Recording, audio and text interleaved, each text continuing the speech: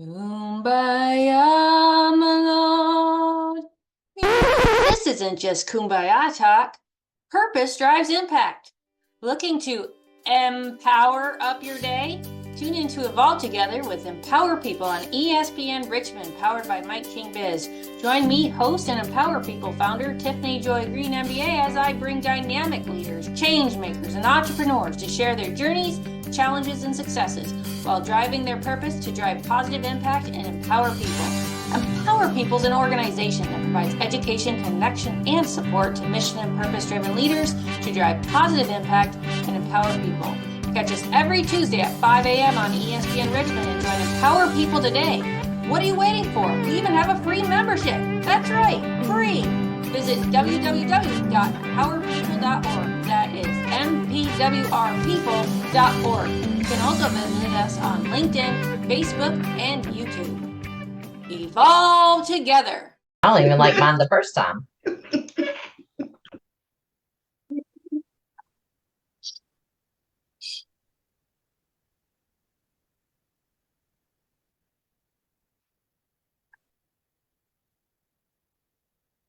Welcome to the Evolve Together with Empower People show. We bring you inspiring stories, expert insights, and transformative advice on ESPN Richmond, powered by Mike King Biz.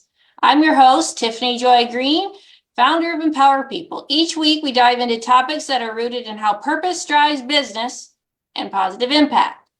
Join us as we connect with dynamic guests, explore innovative ideas, and explore you to evolve and thrive in every aspect of your life. Stay tuned because together we can achieve greatness. Let's evolve together. To learn more about Empower People, you can visit www.empowerpeople.org. That's MPWRPeople.org.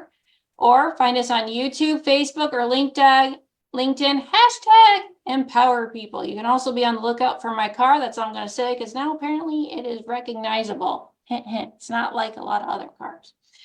So today we actually have a special guest with us today. His name is Michael Harlow. He is the executive director of the Live Red Foundation. But before we get into talking with Michael, I'd like to introduce what the Empower Hour, because that's what this series is the Empower Hour, in which we meet at 9 o'clock on the first Wednesday of every month, where our fantabulous, yes, I like to say fantabulous, certified Empower People small business nonprofit advisors are here to answer any of your business management or leadership questions. And how do you know that there are our certified Empower People small business and nonprofit advisors? They have a little logo behind them. It kind of, well, okay, it's not little, but it's a flaring logo letting you know that they are our certified advisors, and those are our trusted experts. Today, what makes today special is because we actually, with Michael Harlow, he's actually come to us today with a special pain point, and the advisors are going to help him sort through that pain point. But again, I keep teasing you because we're going to do something else before we get to that. So I'm going to give Stacie Briley Goodman, who is one of our certified experts, an opportunity to talk a little bit about herself and the business or consulting firm that she owns. So Stacie, I'll pass the baton to you. And Stacie, as soon as Stacie's done, John, you can chime right in because he's our other certified advisor on the call today. Hello, I'm Stacie Goodman. I am the founder of Origamic Solutions. We are a small business advisory, education, and consulting firm focusing on operations management and operations improvement. We help our clients level up with love, meaning that we co-pilot with you and we have the ability to be flexible to meet you where you are and then help you move step by step up the business maturity curve. So our focus is helping you establish foundations with your infrastructure that you need that will enable you to grow in the future, helping you find efficiencies in cost and performance and effectiveness. And then also we help you look at your existing infrastructure, your technologies, and get the most of that return on your investment.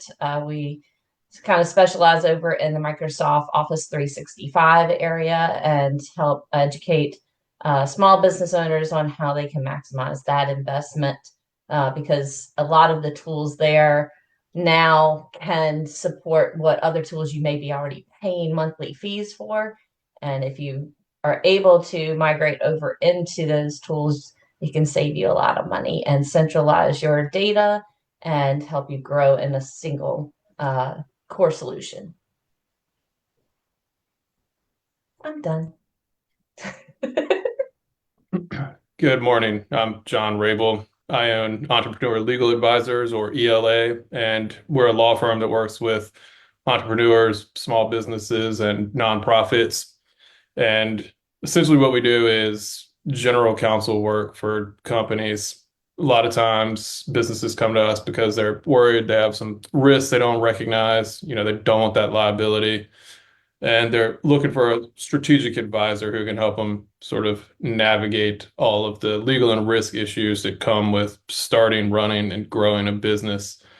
We're a little bit different than most firms. We do subscription-based legal services. And so that's a more efficient, affordable, and accessible way for entrepreneurs and small business owners to access legal services.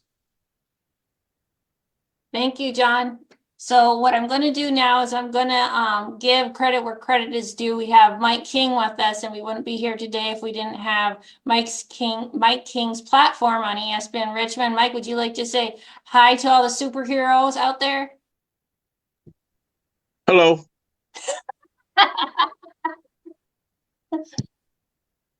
That was powerful, Mike. Well, it is, but hey, happy to be here. Tiffany Greene is the Princess of Purpose, and that's what we're doing here. You guys have the rock star panel of folks to answer all the questions. Hey, shout out to Michael Harlow out there with Live Red. We go way back, so good enough. Thanks, folks. Take care. I may have to run, but I'm gonna hang around and get all the info because I need all the help I can get. There you go, Mike. Thank you.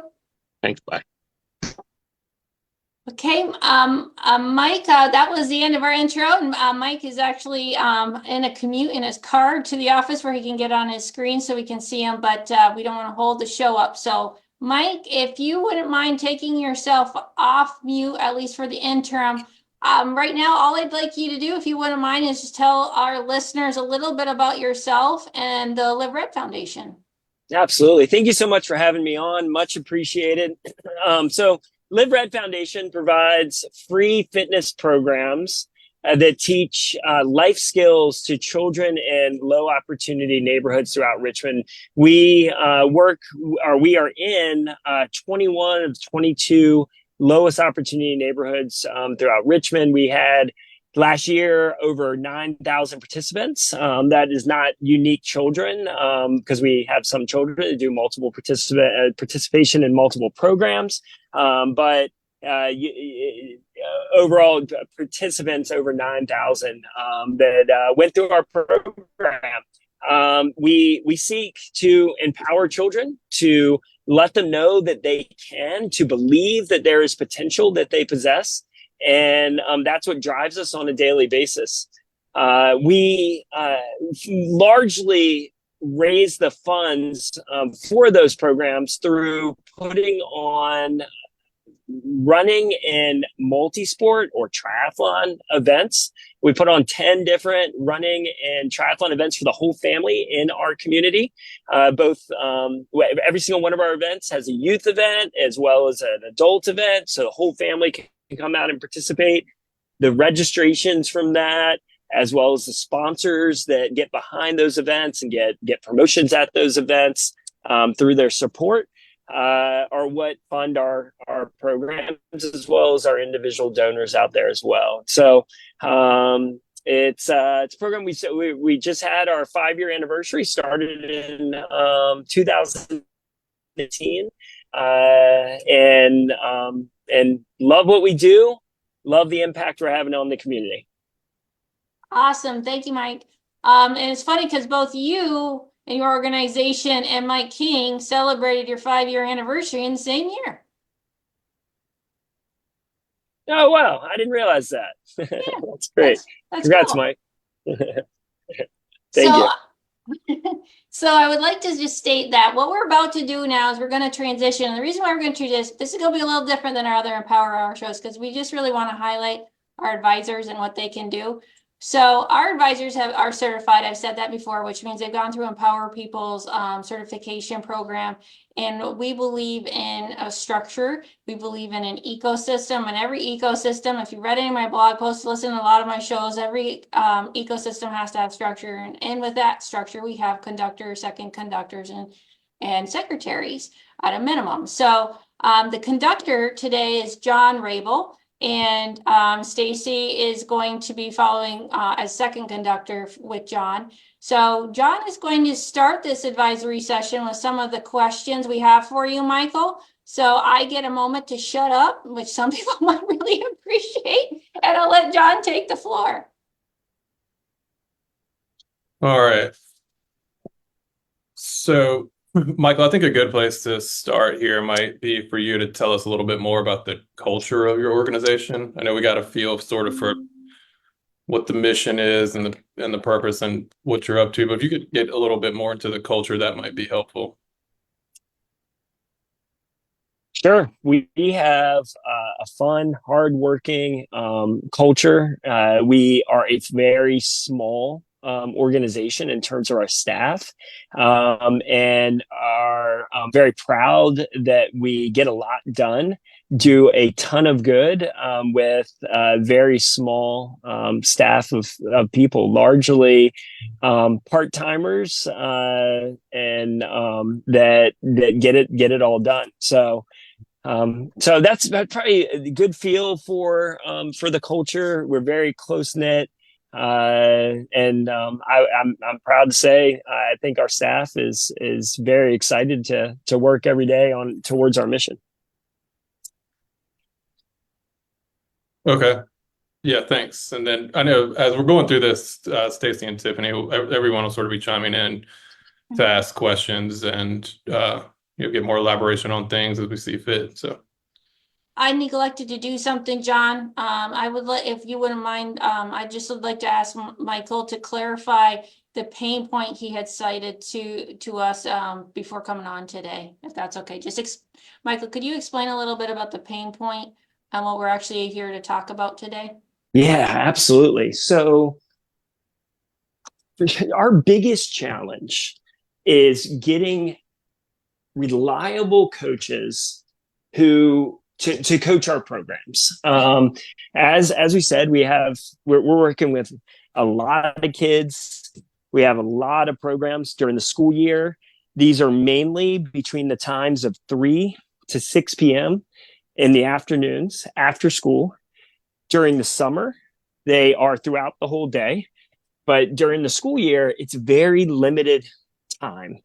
And so finding coaches who can be available between 3 to 6 p.m., which crosses over a lot of full-time positions, obviously, Monday through Thursday, is a challenge. And so we find that we have a decent amount of turnover or no-shows that creates lots of complications within our program. Now, I will say, as you guys came to me about presenting this pain point, we were very in the weeds with trying to come up with solutions, and we did create some new models, which we're testing out right now, and it seems to be fairly successful, but I'll hold off on sharing what we found to be working right now because it's still in its infancy state. And I'd love to kind of hear any feedback that you guys have on how to recruit for a very, very part-time position for qualified coaches who we can depend on to really show up. Because as I'm sure you guys realize, it is so important that these kids have consistency in their lives. It is so important that they can depend and trust that people are going to show up in their life. And so that's why we really emphasize that reliability. So when you are talking about reliable, but obviously you just spoke to the impact of the dependability and establishing that level of trust for these kids when they're qualified. What are the levels of qualification are you looking for? Are these people who are already previously certified personal trainers? Are they what's qualified mean? Yeah, we mainly are looking for someone who has some experience working with kids, as well as preferably some experience with fitness. So oftentimes we get, or we try to get, school teachers would be phenomenal. We have a school teacher who is working with us right now who is perfect. Someone who might have been in the coaching world, maybe they did youth sports. This would be a good fit for us.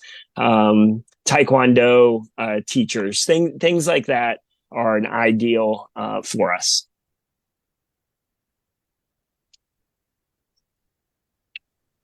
When you talk about the turnover part with the current employees, is it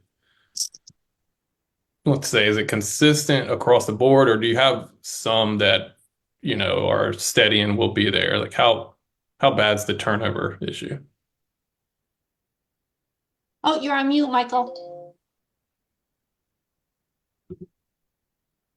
John, my apologies. I was switching over, so you can see me. My apologies.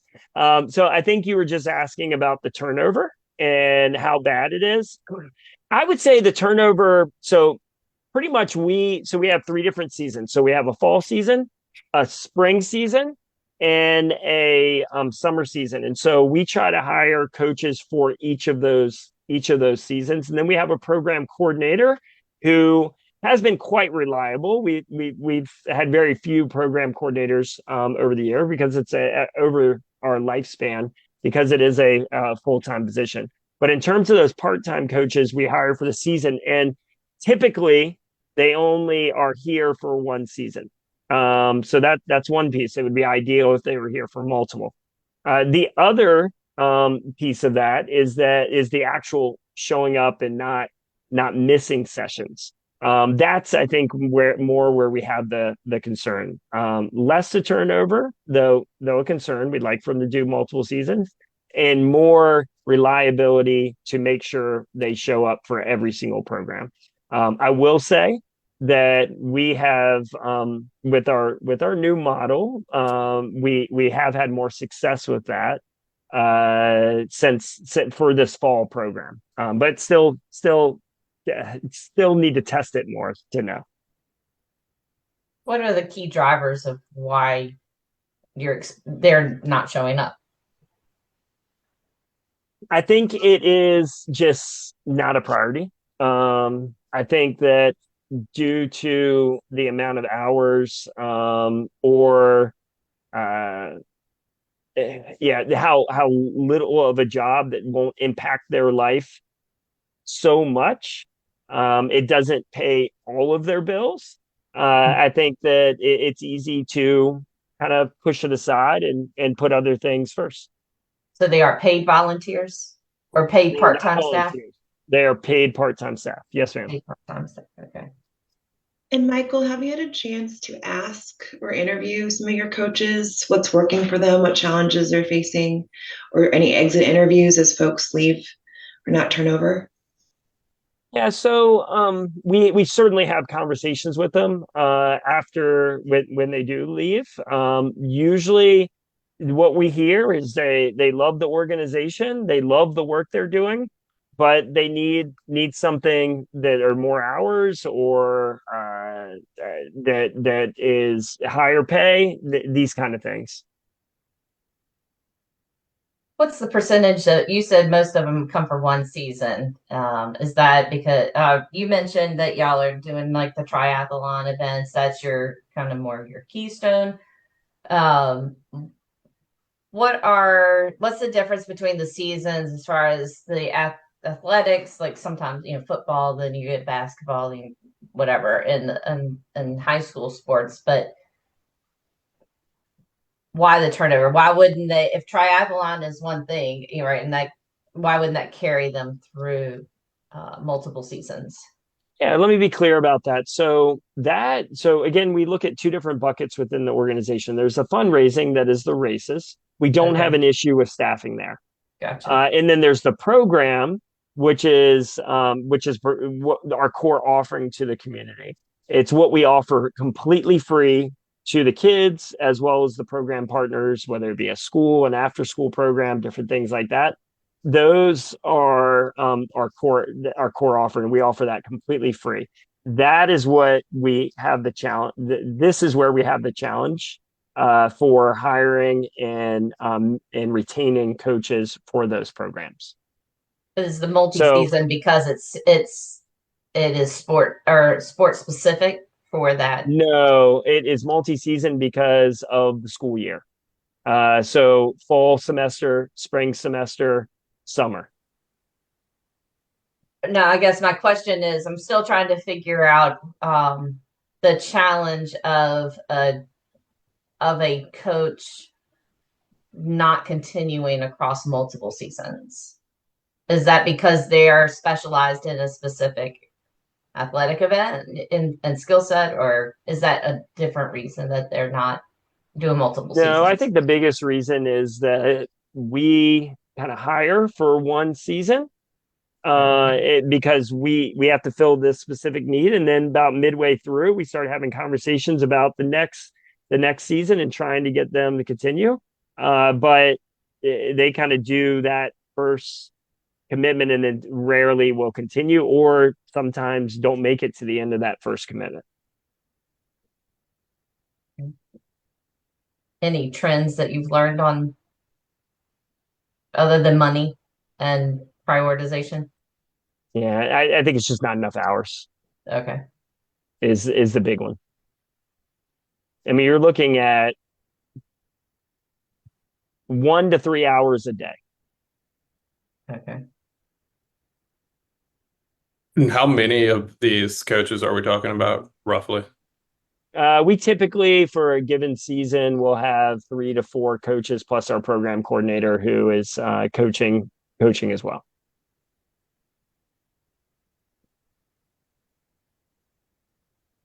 Do they all work? I mean, you said 3 to 6. Is it like a 1 hour increment and then they go home, or do they have the ability to do back-to-back sessions?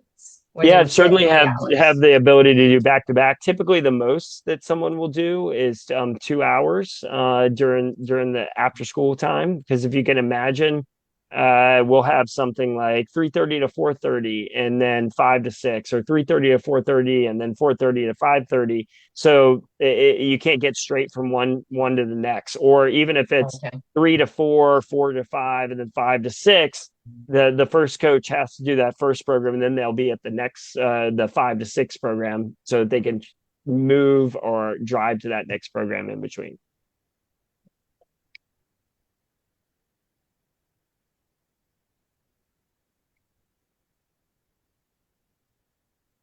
I was like, I got more questions. Yeah, go ahead. Let you go. Go ahead, ask as many as you can.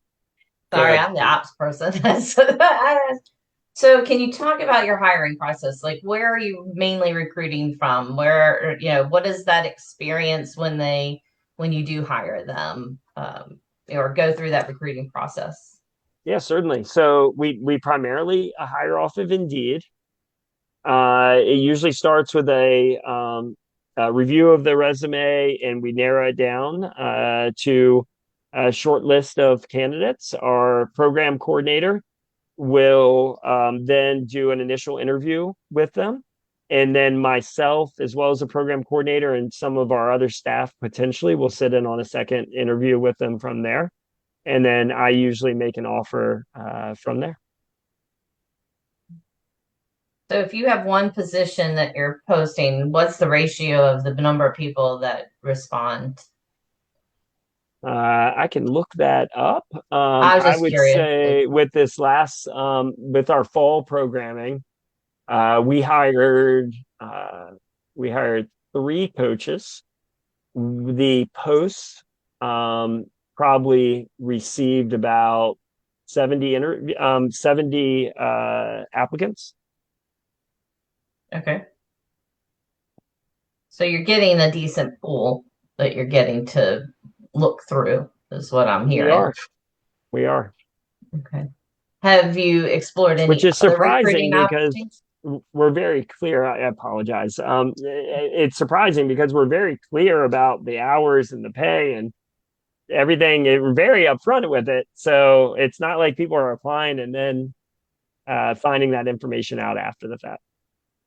What about like internal development? So some of these kids come through, and I don't think you mentioned the age range. Do they go, or is it mainly elementary, middle, and then they kind of drop out at high school, or do they continue through high school?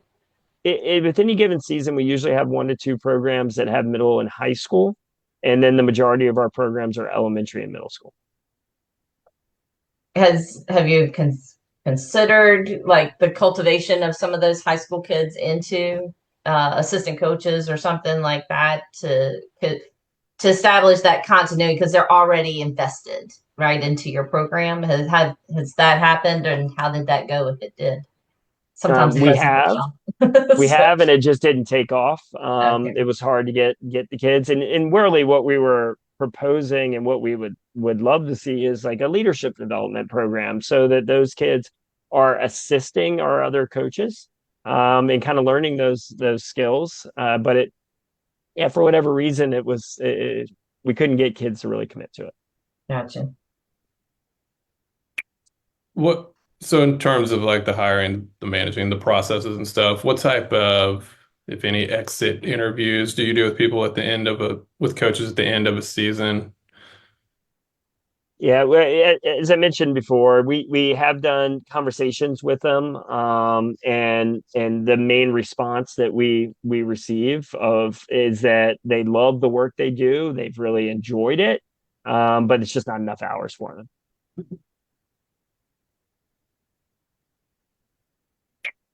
What kind of preemptive work? I guess I know you said you're very clear when you recruit them, when you onboard them, and you're working through that season with them. Do y'all have regular meetings and cadences to kind of mitigate that risk throughout the? We do. Weekly either meetings over Zoom or getting together over a meal on a regular basis to talk about what's going on in the programs and how things are going.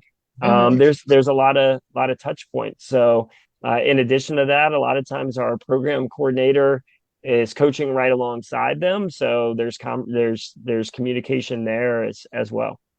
Okay. Sorry, we just have to ask a bunch of questions to get to know you. Absolutely. That's I appreciate it. part of our investigation. Absolutely, I get it. So I'm just curious if you've used volunteers as coaches before or tried to go that route as opposed to the part-time employees.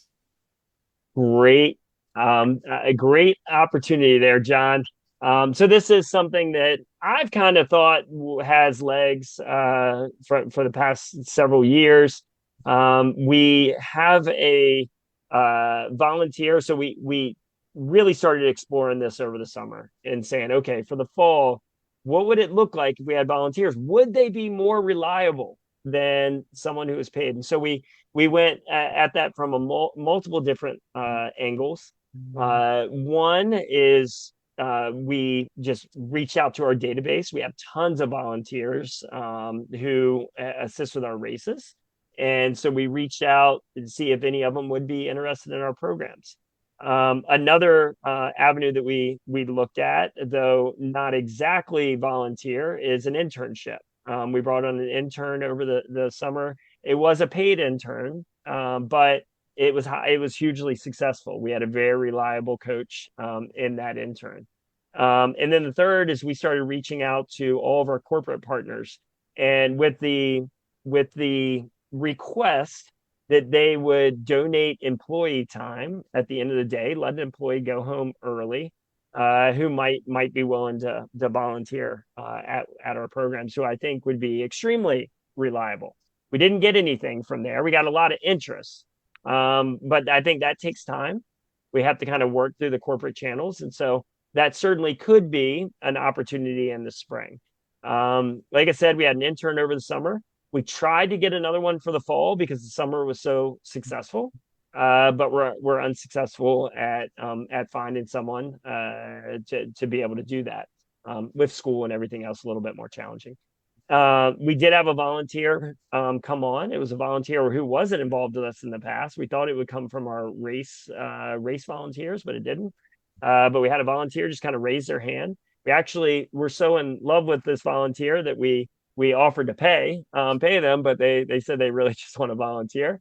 And they've been extremely reliable, which was my assessment of how I thought it would go, and are something that we certainly want to continue to pursue.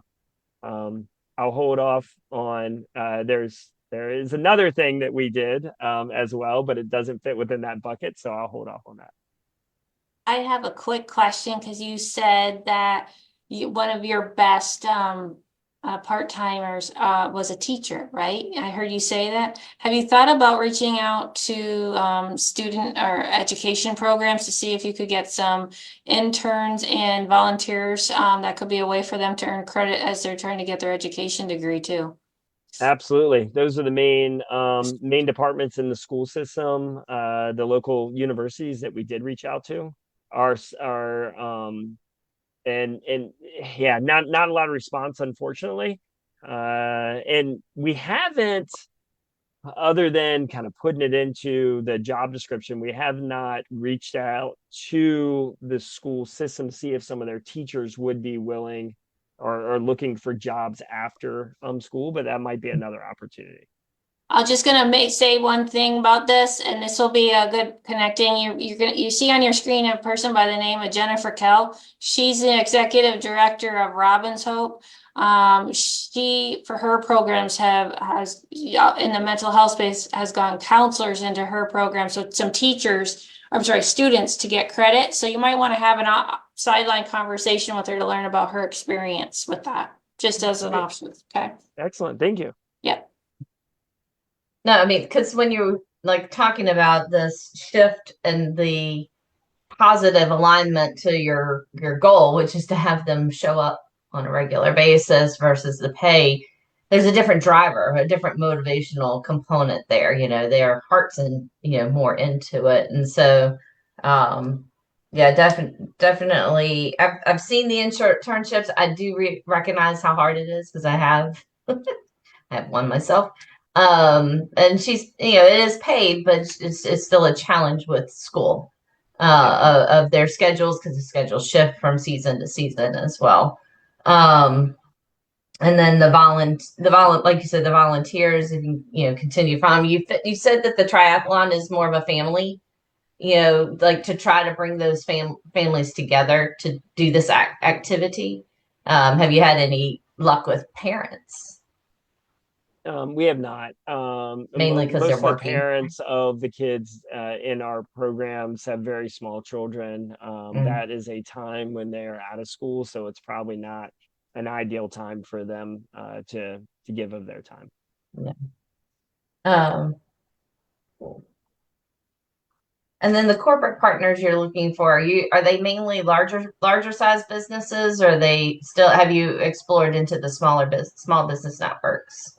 No, more larger. That's a good suggestion to look at more small business networks. So maybe some of you are listening and you want to reach out. Like the B Corp, the registered B Corps are very big. That's part of the culture. It's part of the structure to do some of the giving back to the community, either through pro bono hours, donated hours, and then also our network with purpose-driven businesses. There's some potential connection points there as well, where we have a drive to help our community and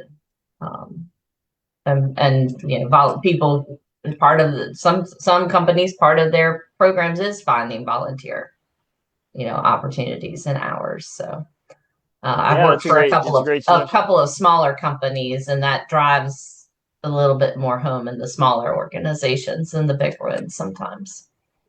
Great. That's a great Hey, suggestion. Michael. Yes, Mike.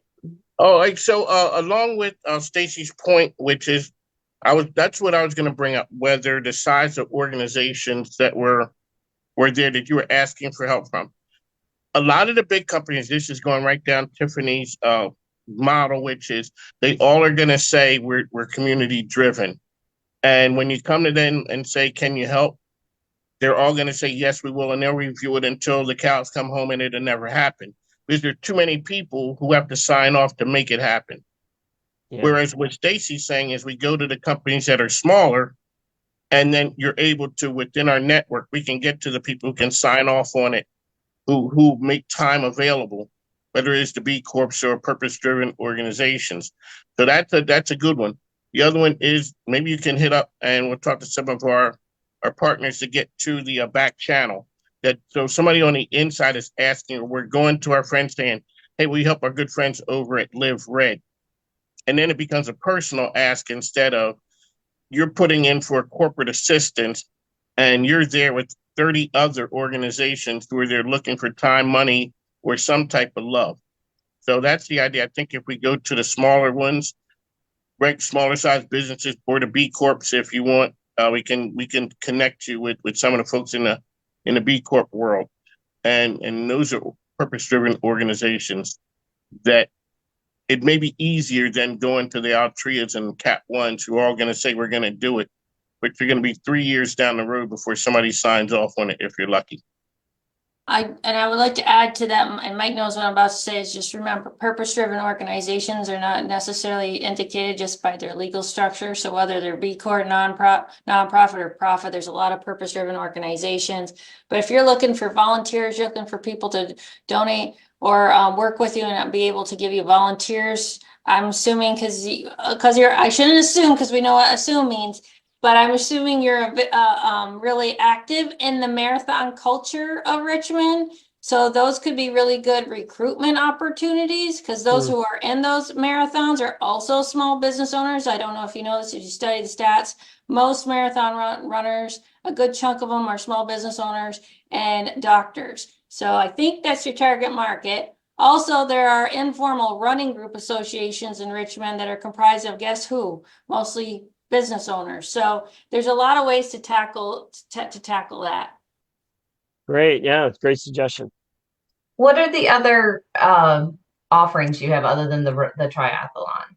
Like specifically, what are in terms of our races?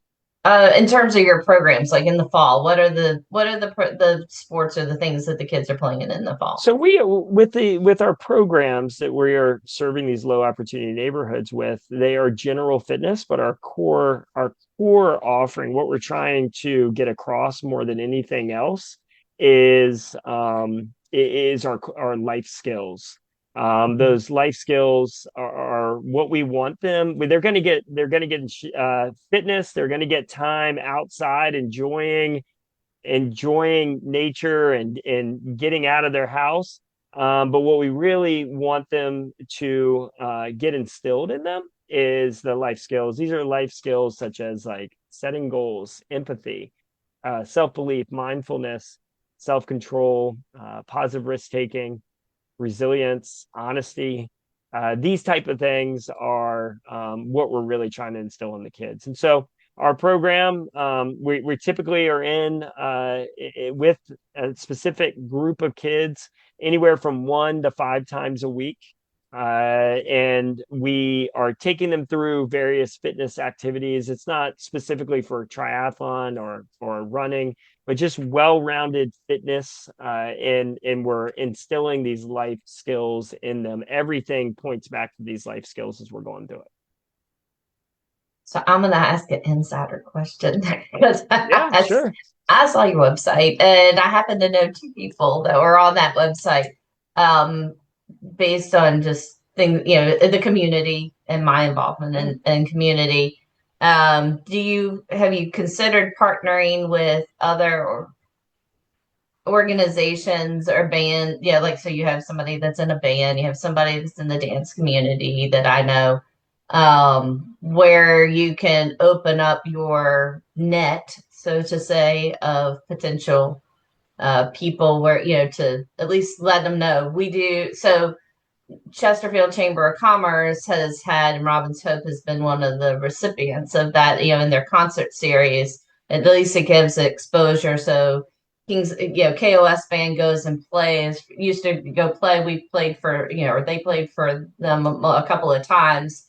That draws a crowd, and it, opens up awareness to a nonprofit organization, helps do some fundraising at that point. That's just part of the Chamber of Commerce's component, but maybe there's some other opportunities. It just opens up the awareness and the net for for potential people who just didn't know you're there. Yeah, certainly. It's a great suggestion. I'll have that to are still involved in George and Amy things. on that, because I think that's who you're referring to. So, Yeah.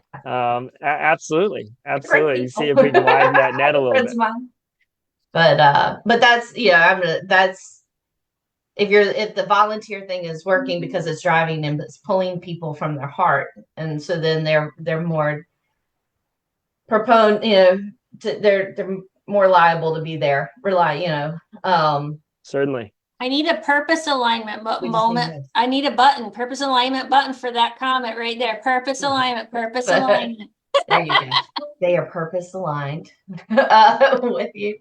But sometimes it's just getting out, looking for the creativity and the connection points. Like Mike was saying, if you open up your doors into areas aren't necessarily the most logical places you were thinking of, just creativity. If your programs are starting to show positive, trending towards what you need, and you need 3 or 4. You're not asking for 50 people, so it just gives you even more selection opportunity there. Certainly. It's a great suggestion. Great suggestion. So Christina had a couple of questions too that might be helpful. You mentioned a couple of challenges. One's reliability with people showing up during the season. The other one is turnover season to season. Which one of those would you say is the biggest priority? Like, if you had to fix one, which one would it be? If I had to fix one, reliability. If I could get coaches who were reliable for a full season, which right now, if my current coaches are listening, they've been pretty reliable.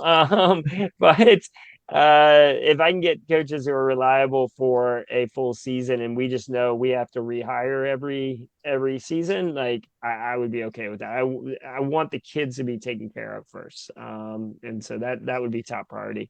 But it'd be great to have some long-term coaches that we can really build some foundation on as well. And another question was, so in terms of like reliability being an issue, but then also they want more hours, like any info or insight into specifically what leads to the reliability problem? I know you'd mentioned they want more hours, or maybe they don't see that it's worth it, but anything deeper than that about why they might not be there? Maybe, well, I could certainly say I just don't know that it's as big of a priority as other things. Like I mentioned, maybe just the person that's being hired for a very part-time position. Well,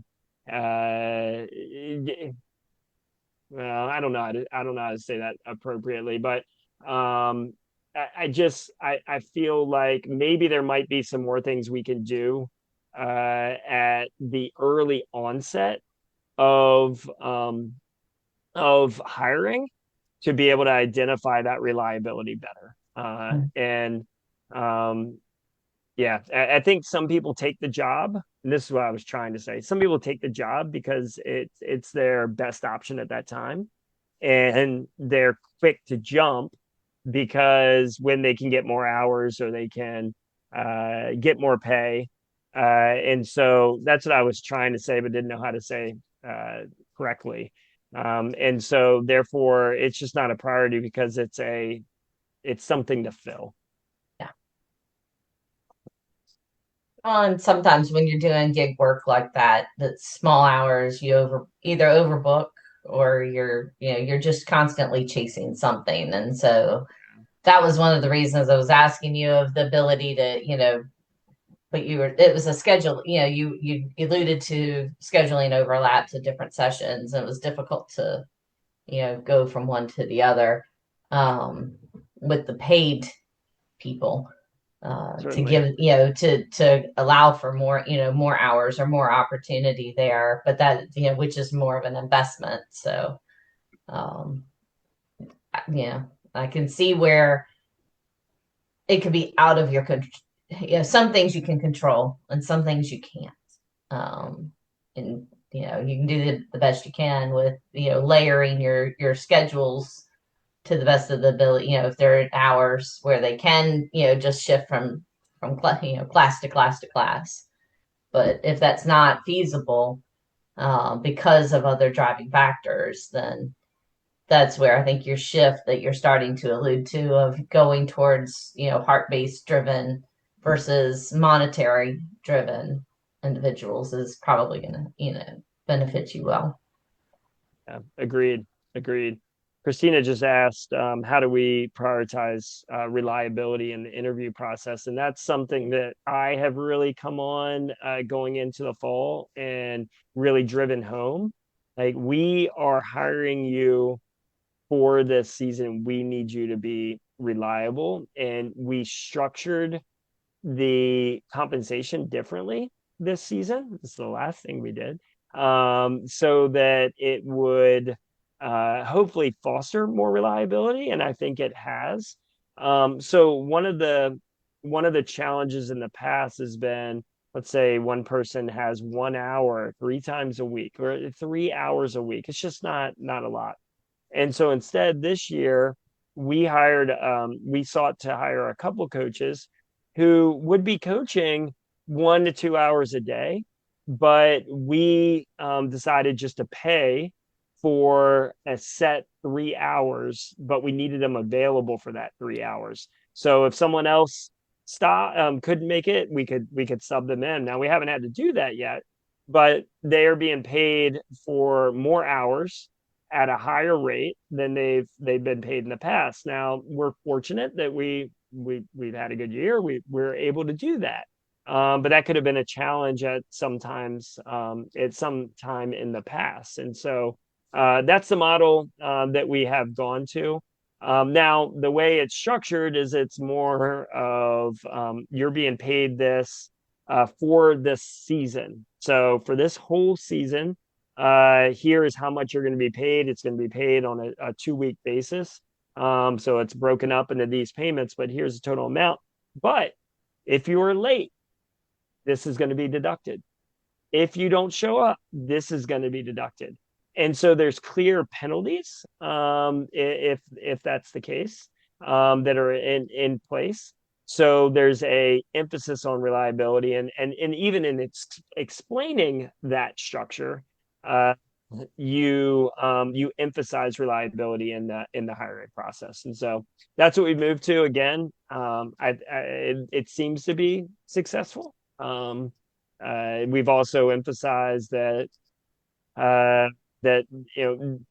unexcused absences are just completely unacceptable and won't be tolerated. So that's something that I think we were super desperate in the past and not willing to kind of say that. We were like, oh, please just show up, instead of, hey, here are some really strict things. So I kind of came alongside the program coordinator and put some more stringent things in place, which I think have helped. Yeah, so this has been great. I think we're sort of at the time to start winding this down a little bit, but we certainly appreciate all this info. So typically at this point, what we like to do is recommend a couple of maybe action steps on your end to help dive into this a little bit further and keep working through the problem, getting to maybe the root cause and eventually some solutions. I think a couple of things that might be beneficial. One, you get a decent pool of candidates. It seems like you mentioned 70 or so. So thinking about how you're maybe writing down in specifics, like what does the assessment look like? How are you taking that pool and narrowing it down to the people you're hiring? And from there, another step going forward could be analyzing that assessment. Is there any way to improve it, any way to better identify people from that pool that might work for you? And then maybe doing a SWOT analysis specifically around the employee situation with some of your current employees who are the reliable ones, the ones that show up. And what are they seeing? Why are they coming back? What makes them reliable? And that may be a good opportunity for you to pull out some traits or some things to look for. And then you could analyze that and start thinking about what sort of systems or processes you could put in place that would move you towards getting away from these issues. I would also look at the measurements. So hopefully you're collecting some data and recording this, because you're going to want to look for the trends. So data on who you've hired and what, some common characteristics you would evaluate those people on, what their feedback was. So you're looking for trends, potential trends there. But then also as you're making changes, so you were mentioning you've made some incremental changes that you're piloting, they're going well. Then you're wanting to collect data on that information as well. What's going, because you want to pinpoint what's going well, and then you want to continue to emphasize on those points and expand there. It's not necessarily just focusing on what's not working. Sometimes it's the opposite that's true. And if you're already making progress by making some shifts, but try to make sure that you're collecting some type of tangible data, and let the data also drive you in some of your decision making, as opposed to just instinctual, and emotional observations, because our brain will filter things in ways that we weren't necessarily, intending for it to filter, but the data doesn't necessarily do that, and makes you look at things a little bit different. So if you have the opportunity and you are collecting information, that you can start to look for trends and impact points. Oh, we made this change. That made things better. Write that one down, right? So, but that would be one of the things I would, and your onboarding measurements as well. So take each segment, and then you can evaluate where you can make some improvements within the segments.